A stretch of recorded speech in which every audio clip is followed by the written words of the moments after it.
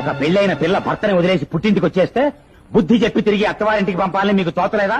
అక్కడే నిలబడి మాట్లాడుతున్నారు, లోపలికి రండి అన్నయ్య గారు. ఏటమ్మా గజగజ ఆడిపోతున్నావు ఇంతగాని చూసి? ఏల లోపలికి రావాలా? ఇంట్లో మొగ పురుగులేని సమయం చూసి జగడ పెట్టుకోవడానికి వచ్చినాడు ఇతగాడు. చిలకమ్మ, నువ్వు వాళ్ళకుండు. దెబ్బకి దెబ్బ జాడించకపోతే ఈ మీసాలోడు మరీ మీసాలు తిప్పేస్తాడు. మీసాలోడా? ఏమయ్యో ఎద్దుబండి సోములు. ఎద్దుబండి సోముల? నా పేరు ఎడ్మండ్ శామ్యూల్. మరి నాను అదే కదా అంటున్నాను, ఎద్దుబండి సోములు. మా పిల్ల ఇంటికి చేరడం ఆలస్యం అయితే ఇల్లెక్కి కూసినా ఉంట కదా, పందెం కోడిపోయింది రాగా. మా పిల్ల రేత్రి 10 గంటలకు వస్తుంది, 12 గంటలకు వస్తుంది, 14 గంటలకు వస్తుంది. వస్తే ఇవాళ వస్తుంది, లేకపోతే రేపు వస్తుంది. అసలు రాకపోతే రానే రాదు. అది మాడజాతి స్వాతంత్రం. అడగటానికి అనుమానపడ్డానికి అసలు నువ్వెవడివి?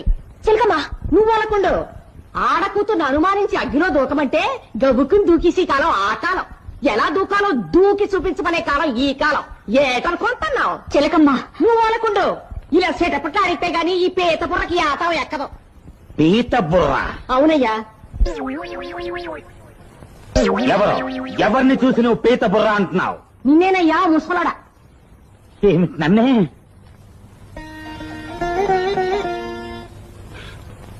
ఊరుకుంటుంటే ఒక పెళ్ళైన పిల్ల భర్తని వదిలే